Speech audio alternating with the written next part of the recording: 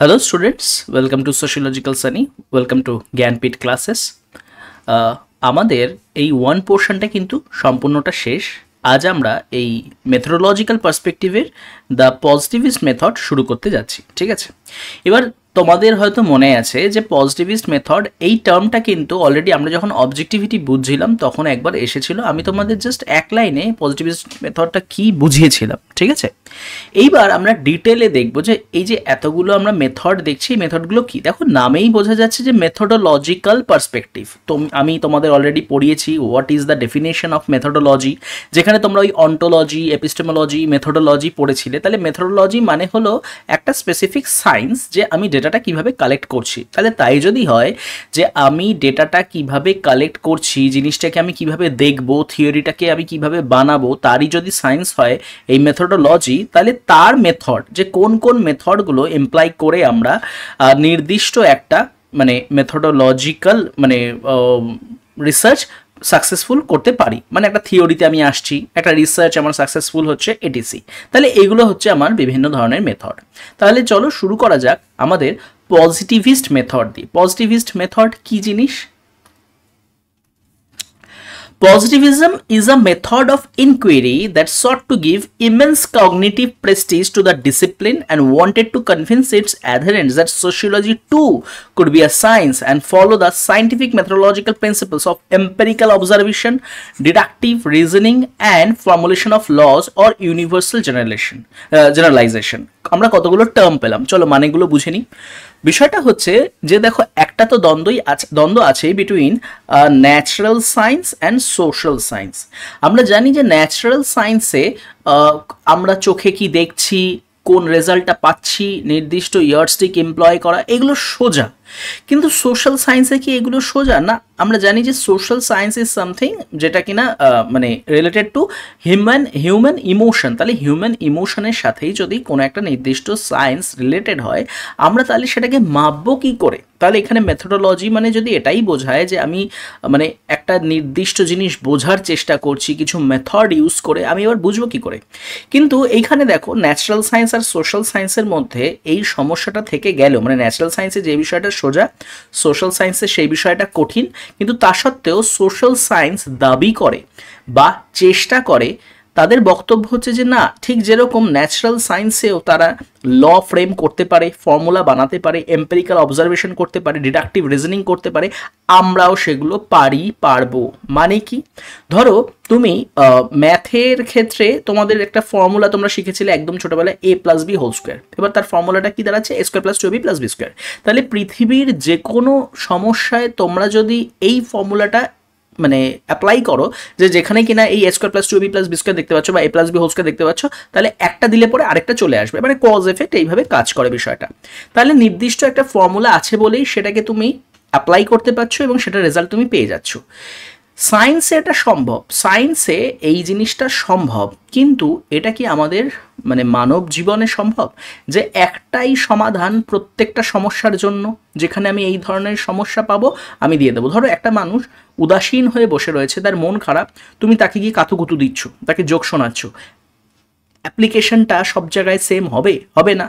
সে হয়তো আরও রেগে যাবে, সে হয়তো মানে তখন তোমাকে খুনও করে দিতে পারে, ঠিক আছে? তাহলে বোঝার চেষ্টা করো যে ফর্মুলাটা ন্যাচারাল সায়েন্সের ক্ষেত্রে সব জায়গায় মানে ফুল প্রুফ, যে হ্যাঁ অ্যাপ্লাই করলে পরে এটা রেজাল্ট আমি এটা পাবোই, সেই ফর্মুলাগুলো, সেই লগুলো কিন্তু আসলে সোশ্যাল সায়েন্সে অ্যাপ্লাই করা ভীষণ ভীষণ ভীষণ কঠিন, ঠিক আছে? আচ্ছা, দ্বিতীয়ত যদি আমরা কথা আসি যে মানে আমরা যদি এবার টার্মগুলো ধরে এগোই, যে এম্পেরিক্যাল অবজারভেশন কি জিনিস? এম্পেরিক্যাল অবজারভেশন মানে এম্পেরিসিজম মানে বোঝায় যে অভিজ্ঞতালব্ধ জ্ঞান, যে তুমি তোমার চোখ দিয়ে মানে তুমি তোমার যতগুলো ওই সেন্স আছে সেই সেন্সগুলো দিয়ে যেটা বুঝছো সেটাই একমাত্র তোমার নলেজ প্রডিউসিং হিসাবে কাজ করবে। তুমি ফিলোসফিক্যাল ওয়েতে কি ভাবছো সেটা নয়। এবার দেখো ন্যাচারাল সায়েন্সে কিন্তু তোমার ফিলোসফির ওপর অত বেশি জোর দেওয়া হয় না, যতটা জোর দেওয়া হয় যে তোমার সেন্সগুলোর ওপর, যে তোমরা যখনই কোনো একটা স্পেসিফিক রিয়াকশন করছো বা মলিকিউল বা বন্ড কিছুটা তৈরি হচ্ছে বা যে কোনো অর্গ্যানিক কেমিস্ট্রি যা কিছু বলো না কেন, সব জায়গায় কোনো জায়গাতেই কিন্তু ফিলোসফি ইউজ করা হয় না, সব জায়গাতেই কিন্তু এই এম্পেরিক্যাল অবজারভেশনগুলোকেই অ্যাপ্লাই করা হয়। কিন্তু সোশ্যাল সায়েন্সে তুমি এই এম্পেরিক্যাল অবজারভেশন অ্যাপ্লাই করবে কী করে? তুমি বুঝবে কি করে যে কোনো একটা মানুষ তো হাসছে কিন্তু সে বলছে যে না না আই অ্যাম হ্যাপি, মানে মুখে বলছে আই অ্যাম হ্যাপি, সে হাসছে কিন্তু আসলে সে উদাসীন। এম্পেরিক্যালি তুমি অবজার্ভ করবে কি করে? তাছাড়া এরকম তুমি তো সেই মানুষটা সারাদিন সামনে গিয়ে বসে থাকছো না, যে সেই মানুষটা বা সেই জনগোষ্ঠীটা বা সেই গ্রুপটা কি করছে তুমি সেটা সবটা এম্পেরিক্যালি অবজার্ভ করতে পারবে। তাহলে তুমি কিভাবে এই জিনিসটা ধরবে? এইগুলো কিন্তু সমস্যা। ডিডাকটিভ রিজনিং এগুলোর মানে হচ্ছে যে তুমি ফিল্ডে যাচ্ছ, ফিল্ডে গিয়ে কিছু একটা দেখছো, সেই অনুযায়ী একটা থিওরি রচনা করছো, অথবা একটা থিওরি আছে সেই থিওরিটা তুমি স্টাডি করে তারপর তুমি ফিল্ডে গিয়ে সেটা খুঁজছো। সত্যিই কি সোশ্যাল সায়েন্সে এই জিনিসগুলো সম্ভব? যে মানে তুমি ফিল্ডে যাচ্ছ, ফিল্ডে গিয়ে কিছু একটা দেখছো, গিয়ে তারপর সেটাকে থিওরি বানাচ্ছ, অথবা থিওরিকে দেখছো, থিওরিটা থেকে তুমি ফিল্ডে দেখতে যাচ্ছ, যেটা সম্ভব কিনা। তো এই সমস্যাটা যেটা কিনা মানে ন্যাচারাল সায়েন্সে নেই। ন্যাচারাল সায়েন্সকে মানে দিব্যি তুমি একটা থিওরি পড়ো, সেই থিওরিটা তুমি অ্যাপ্লাই করো, দেখবে তোমার মিলে যাচ্ছে। কিন্তু এই সুবিধাটা কিন্তু সোশ্যাল সায়েন্সে নেই, যে তুমি একটা থিওরি পড়লে সেটা পড়ে গিয়ে তুমি ফিল্ডে গিয়ে অ্যাপ্লাই করলে এবং দেখলে যে হ্যাঁ হ্যাঁ এরকমই হচ্ছে, এরকমটা কিন্তু সম্ভব না।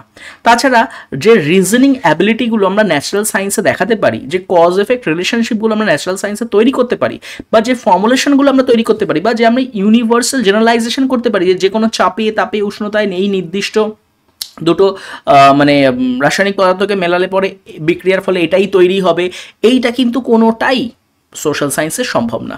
আমরা দেখো জলটা কিভাবে তৈরি করছি, আমরা অন্য যে কোনো ধরনের উপাদান কিভাবে তৈরি করছি, প্রত্যেকটার কিন্তু একটা ইউনিভার্সাল জেনারেলাইজেশন আছে। তুমি নিউটনের গতিসূত্র বলো, সব কিছুর ইউনিভার্সাল জেনারেলাইজেশন আছে। ইউনিভার্সাল জেনারেলাইজেশন মানে হচ্ছে যে মানে তুমি যে কোনো জায়গাতেই এইটা অ্যাপ্লিকেবল বলতে পারো, ঠিক আছে, যে এটা হবেই, যে এই কন্ডিশনগুলো যদি মানা হয় এটা হবেই। কিন্তু তুমি সোশ্যাল সায়েন্সের ক্ষেত্রে কি কন্ডিশনগুলোকে কন্ট্রোল করতে পারবে কোনোদিনও? মানে এক তো সোশ্যাল সায়েন্সের কন্ডিশন কন্ট্রোল করা সম্ভব না, কন্ডিশন যদি কন্ট্রোল করো তাহলে একই রেজাল্ট আসবে সেটাও সম্ভব না। তুমি কলকাতায় একটা মানুষকে রাগাচ্ছ আর লন্ডনে একটা মানুষকে তুমি রাগাচ্ছ, দুজনের একই এক্সপ্রেশন আসবে, রিয়াকশন আসবে, এটা সম্ভব? কোনোদিনও সম্ভব না, না? তো সোশ্যাল সায়েন্সে ইউনিভার্সাল জেনারেলাইজেশন বা এর আগের যে টার্মগুলো ইউজ করলাম কোনোটাই কিন্তু সম্ভব না। কিন্তু পজিটিভিস্ট মেথড দাবি করে যে আমরা পারবো, আমরা করব, আমরা এমন মেথড ইউজ করব যাতে আমরা এটা ন্যাচারাল সায়েন্সের সমগোত্রীয় হতে পারি, এটা কিন্তু তারা দাবি করে। Okay, the salient features of positivism can be characterized as follows. Okay, কি কি? It believes in the unity of method. Sociology is not different from the natural sciences as far as the method of inquiry is concerned. তাহলে এতক্ষণ যে কথাগুলো বলছিলাম সেগুলোরই কিন্তু reflection তোমরা দেখতে পাচ্ছ, যে যদি আমরা ফিচার দেখি যে পজিটিভিজমের ফিচার কী আছে, তাহলে এর দাবি হচ্ছে যে হ্যাঁ সোশিওলজি ও ন্যাচারাল সায়েন্সের মতো ওই এনকোয়ারি করার জন্য সেম মেথডগুলোই অ্যাপ্লাই করে, যাতে কিনা আমরা সঠিকভাবে রেজাল্টটা পাই। তাহলে এদের এই মেথড অফ ইনকোয়ারিটা কিন্তু সেম, এবং পজিটিভিজম মেথড অফ ইনকোয়ারি নিয়ে বেশি concern. Okay, it celebrates objectivity and value neutrality. মানে আমরা কিন্তু অবজেক্টিভিটি পড়তে গিয়ে এই পজিটিভ মেথডটা পেয়েছিলাম, যেখানে আমরা স্পষ্টভাবে দেখেছিলাম যে এই পজিটিভিস্ট মেথড থেকেই অবজেক্টিভিটিটা এসছে। এই অবজেক্টিভিটিটা আসলে কিন্তু ন্যাচারাল সায়েন্সের, কিন্তু সোশ্যাল সায়েন্সের আন্ডারে পজিটিভিস্ট মেথডে অবজেক্টিভিটি আর ভ্যালু নিউট্রালিটিকে ভীষণভাবে মান্য করা হয়, যে তারা চেষ্টা করে যে না আমরা কোনো অবজেক্টিভিটি আসতে দেবো না, কোনো ভ্যালু নিউট্রালিটি আসতে দেবো না। কিন্তু এটা কি সত্যিই সম্ভব? আসলে কিন্তু সম্ভব নয়। আমরা কিন্তু এর সমালোচনা অলরেডি যখন অবজেক্টিভিটি পড়েছিলাম তখন কিন্তু দেখে নিয়েছিলাম। It therefore separates the knower from the known, subjectivity from objectivity and fact from value. তাহলে আসলে এটা করে কি, যে নোয়ার নোনকে ডিফারেন্ট করে দেয়, সাবজেক্টিভিটি অবজেক্টিভিটিকে ডিফারেন্ট করে দেয়, আর ফ্যাক্ট আর ভ্যালুকে আলাদা করে দেয়। আলাদা করার মাধ্যমে তারা একটা ডেটা এক্সট্র্যাক্ট করার চেষ্টা করে। Sociology is not common sense. It rests on explanatory principles which give universal character to the discipline. তাহলে সোশিওলজি যদি কমন সেন্স নাই হয় তাহলে অবভিয়াসলি এটার এক্সপ্লানেশন আছে, এর কিছু এক্সপ্ল্যানেটারি প্রিন্সিপালস আছে, তাহলে সেইগুলোকেই অ্যাপ্লাই করাই কিন্তু পজিটিভিস্ট মেথডের কাজ। যে সোশিয়োলজি তো কমন সেন্স না, তাহলে এর যদি কমন সেন্স নাই হয় তাহলে অবশ্যই আমরা এর যে ক্যারেক্টারগুলোকে আছে সেটাকে আলাদা করতে পারবো কিভাবে? নির্দিষ্ট এক্সপ্লেনেশনের মাধ্যমে। চলো এগুলোকে অ্যাপ্লাই করো, এটাই কিন্তু আসলে পজিটিভিস্ট মেথড শেখায়। Sociology is a formal and organized body of knowledge characterized by specialized skills and techno-scientific vocabulary. তাহলে দেখছো যে সোশিওলজিকে এরা কিন্তু আসলে ন্যাচারাল সায়েন্সের জায়গায় বসিয়ে দিচ্ছে। বলছে সোশিওলজি নাকি একটা ফর্মাল সায়েন্স, মানে যেখানে কিনা মানুষের এত ধরনের ইন্টারপ্রিটেশন লুকিয়ে আছে, ইমোশন আছে, ভ্যালু আছে, সেটা ফর্মাল কিভাবে হতে পারে। মানে আমি কিন্তু একই সাথে তোমাদের পজিটিভিজম মানে পজিটিভিস্ট মেথড বোঝাচ্ছি এবং তার সাথে তার ক্রিটিসিজমটাও করছি। ওকে, তার মানে বুঝতেই পারছো যে আমি পজিটিভিস্ট মেথড পড়াচ্ছি এবং তার সাথে ক্রিটিসিজম করছি, মানে আরও তাহলে অন্যান্য মেথড আছে, সেইখানে তাহলে আমি আর পজিটিভিজমের মানে ক্রিটিসিজম করব না, কারণ পজিটিভিস্ট মেথডের ক্রিটিসিজম আছে বলেই সেই মেথডগুলো তৈরি হয়েছে। ওকে, তাহলে এরা বলছে সোশিওলজি ফর্মাল, এর অর্গানাইজ বডি অফ নলেজ আছে, এর নির্দিষ্ট স্কিল আছে, টেকনো সাইন্টিফিক ভোকাবুলারি আছে। Sociology can strive for abstraction and generalization. Human experience can be explained through law-like generalization. মানে এদের বক্তব্য একদম ফার্স্টে যে পয়েন্টটা আমাদের ছিল যে আমরা মানুষকে মানে এই সমাজটাকে এই ল লাইক জেনারেলাইজেশনের আন্ডারে ফ্রেম করতে পারবো। তার মানে আমি এমন একটা ল বানাবো, এমন একটা আমি ফর্মুলা বানাবো যে পুরো সোসাইটিটাকেই আমি ডিসক্রাইব করতে পারবো। তো যারা এই পজিটিভিস্ট মেথডে বিশ্বাসী ছিল তারা কিন্তু এই ধরনের ল বা ফ্রেম মানে ফর্মুলা বানানোর সত্যিই চেষ্টা করেছে। ওকে, এবং এরা নিজেকে একটা অ্যাবস্ট্রাক্টের জায়গায় নিয়ে যাওয়ার চেষ্টা করেছে, জেনারেলাইজেশনের জায়গায় নিয়ে যাওয়ার চেষ্টা করেছে, ঠিক যেরকম ন্যাচারাল সায়েন্স। তাহলে তোমরা যদি একটু ভালো করে ন্যাচারাল সায়েন্সের ক্যারেক্টারিস্টিক্সগুলো পড়ে বা বুঝে নাও, তাহলে কিন্তু সোশিওলজি অ্যাজ মানে পজিটিভিস্ট মেথড সেই বিষয়টা কিন্তু তোমাদের সামনে একদমই ক্লিয়ার হয়ে যাবে। Okay, the scientific knowledge of society can be used for social engineering. তাহলে সোশ্যাল ইঞ্জিনিয়ারিংয়ের জন্য আমরা এই সায়েন্টিফিক নলেজ অফ সোসাইটিটা অ্যাপ্লাই করতে পারি according to positivist method. Okay, Positivism emerged out of a situation in which there was tremendous optimism centered on the cognitive power of science. The roots of early positivism could be found in the first half of the 19th century in France. There was a significant change in the domain of knowledge. The separation of science and philosophy became inevitable. New scientific journals started appearing and a close link between science and industry was established. It was felt that there was a single scientific method applicable to all fields of study. তাহলে কোনো একটা বিষয়ের রমরমা কখন শুরু হয়? যখন সেই জিনিসটারই আধিপত্য চলছে। তাহলে সোশিওলজি মানে পজিটিভিজম তখন এসেছিল সোশিওলজিতে। দেখো, এটা একদম সত্যি কথা। সোশিওলজি হয়ে উঠতে পেরেছে কিন্তু পজিটিভিজমের জন্য। ঠিক আছে, তোমরা যদি জ্ঞানপীঠ ক্লাসেসের প্লেলিস্টে গিয়ে পজিটিভিজম বলে যদি সার্চ করো বা পজিটিভিজমের যদি অন্য কোনো তোমরা ভিডিও পাও, পজিটিভিজমের ওপর ভিডিও আছে শুধু পজিটিভিজমের ওপরে, ঠিক আছে, বা এটা ইউপিএসসির সিলেবাসের আন্ডারে পড়ে, ডাব্লিউবিসিএসে পড়ে না, ইউপিএসসিতেই বেশি পড়ে, তাহলে সেখানে কিন্তু আরও অনেক ইনডেপথে বুঝিয়েছি, কিন্তু তোমাদের অতটা ডেপথ প্রয়োজন নেই। কিন্তু তবু বলি যে সোশিওলজি হয়ে উঠতে পেরেছে পজিটিভিজমের জন্যই। সেই সময় যদি পজিটিভিজম না থাকতো তাহলে একটা মানে একটা আলাদা রকম একটা ডিস্টিংটিভ সোশ্যাল সায়েন্স হিসাবে সোশিওলজি আত্মপ্রকাশ করতে পারতো না। বাট এটাও ঠিক যে এটা যে একদম ত্রুটিমুক্ত তা নয়। ওকে, তার মানে এটা এমন একটা সময় হয়েছিল যখন হচ্ছে মানে সায়েন্স নিজেকে মানে সোশিওলজি নিজেকে ফিলোসফি থেকে আলাদা করতে চাইছে, সায়েন্সের রমরমা, এই রকম একটা পরিস্থিতিতেই কিন্তু এই পজিটিভিস্ট মেথডের উৎপত্তি ঘটেছিল। ওকে, possibly সাঁ-সিমো, one of the early sociologists, articulated this aspiration rather sharply. A scientist, he felt, is one who predicts, and it is this power of prediction that gives him the power. He therefore pleaded strongly for extending the scientific outlook from the physical sciences to the study of human beings. It was an urge to create some kind of social physics so that sociology could accomplish its historical mission, completing the unfinished agenda of the Industrial Revolution. Now, who is সাঁ-সিমো? এই সাঁ-সিমো হচ্ছেন August কোত, যাকে আমরা বা যাকে তোমরা মানে যাকে সবাই ফাদার অফ সোশিওলজি বলে জানো, তার শিক্ষাগুরু। তাহলে ফাদার অফ সোশিওলজি অগাস্ট কোত, তার শিক্ষাগুরু, সেই এই বিষয়টা সামনে আনছে। তার বক্তব্য হচ্ছে যে এবার সায়েন্সের উচিত নেচারটাকে বাদ দিয়ে একটু সোশ্যাল বা হিউম্যান বিইংসকে স্টাডি করা, একটু অন্যভাবে সোসাইটিটাকে দেখা, আমরা কিভাবে এগোচ্ছি, কোন দিকে এগোচ্ছি, এই বিষয়টা দেখা। এবার বলে রাখি যে এই সাঁ-সিমো আর অগাস্ট কোতের মধ্যে কিন্তু দারুণ দ্বন্দ্ব ছিল এবং ঠিক সেই কারণেই তাদের মধ্যে পরবর্তী ক্ষেত্রে তাদের বিরোধিতাও দেখা যায় এবং সাঁ-সিমো যা বলতে চেয়েছিল কোথাও না কোথাও দেখা যায় যে তারই একটা এক্সটেন্ডেড ভার্সন আমরা অগাস্ট কোতের যে কনসেপ্ট সেগুলোর মধ্যে তার রিফ্লেকশন পাই। ঠিক আছে। এবার অনেকে বলা হয় যে সাসিমো থেকে তিনি সেই ধারণাগুলোকে চুরি করে নিয়েছেন, ইটিসি বলা হয়।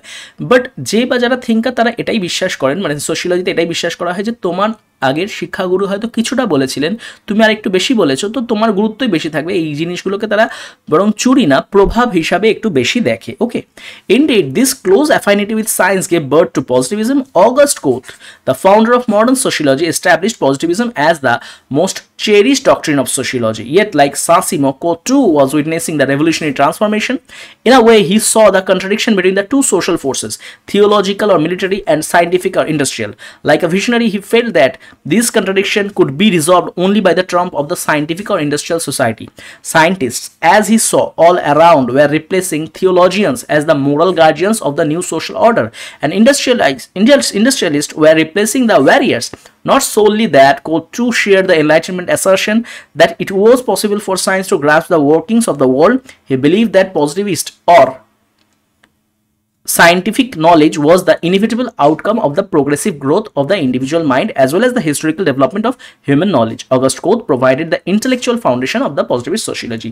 কি বলা আছে এই প্যারাটায় বলে দিচ্ছি আমি, যে শুরুটা সাসিমোর হাত দিয়ে হলেও মূলত অগাস্ট কোত এই বিষয়টাকে নিয়ে আরো বেশি নার্চার করেছিলেন, কারণ যেই ট্রান্সফরমেশনটা সাসিমো দেখতে পাচ্ছিলেন সেই ট্রান্সফরমেশনটা কিন্তু অগাস্ট কোত ও দেখতে পাচ্ছিলেন, যে কিভাবে একটা থিওলজিক্যাল আর মিলিটারি সোসাইটি সায়েন্টিফিক বা ইন্ডাস্ট্রিয়াল সোসাইটির দিকে চলে যাচ্ছে, কিভাবে হঠাৎ সোসাইটির যে মানুষের রোলগুলো ছিল সেগুলো বদলে যাচ্ছে, কিভাবে থিওলজিয়ানরা মোরাল গার্জিয়ান হয়ে যাচ্ছে নিউ অর্ডারে, কিভাবে ওয়ারিয়াররা হয়ে যাচ্ছে ইন্ডাস্ট্রিয়ালিস্ট। তো এই যে পরিবর্তনটা, এই পরিবর্তনে দেখো চেঞ্জ যখন আসে তখনই তো সোসাইটিটাকে স্টাডি করা, অ্যানালাইজ করা, ইভ্যালুয়েট করা, কম্পারেটিভ অ্যানালিসিস করা, এগুলোর দায়িত্ব বাড়ে।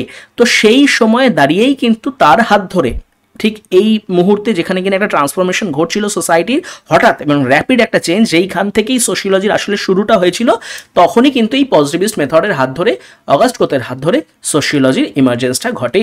ওকে, তাহলে এটাই ছিল হচ্ছে আমাদের পজিটিভিস্ট মেথড অফ সোশিওলজি। এটা আমাদের এখানে শেষ হলো। নেক্সট পরের ক্লাসে আমরা যেই টপিকটা নিয়ে আলোচনা করব সেটা হলো ইন্টারপ্রিটেটিভ মেথড। ওকে, তাহলে চলো আজকের জন্য এতটাই, ধন্যবাদ।